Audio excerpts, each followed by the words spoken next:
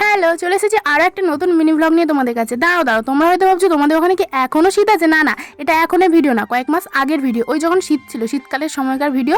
তো তখন থেকে ভিডিওটা ছিল, দেখি পোস্ট করা হয়নি। তার আগে অনেক ভিডিও চলে এসেছে, তো আরও অনেক কন্টেন্ট ছিল, সেগুলো পোস্ট করতে করতে এটা পোস্ট করা হয়নি, তাই এখনই পোস্ট করছি। তো এইটা হচ্ছে কলেজে একটা ছোটোখাটো পিকনিক হচ্ছিলো, মুড়ির পিকনিক। যেহেতু হোস্টেলে অনেকেই ছিল না, সেদিনকে বাড়ি চলে গেছিলো, আমরা অল্প কয়েকজন ছিলাম, তাই সবাই মিলে ভাবলাম যে চলো একটা ছোটোখাটো পিকনিক করি মুড়ি।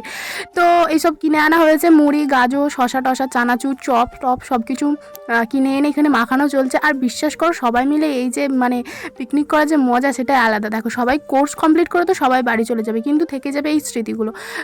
আর সেদিন কিন্তু আমাদের হোস্টেল ম্যামও আমাদের সাথে যোগ দিয়েছিলেন এই পিকনিকে, আর ম্যাম খুব মজাও করেছিলেন আমাদের সাথে।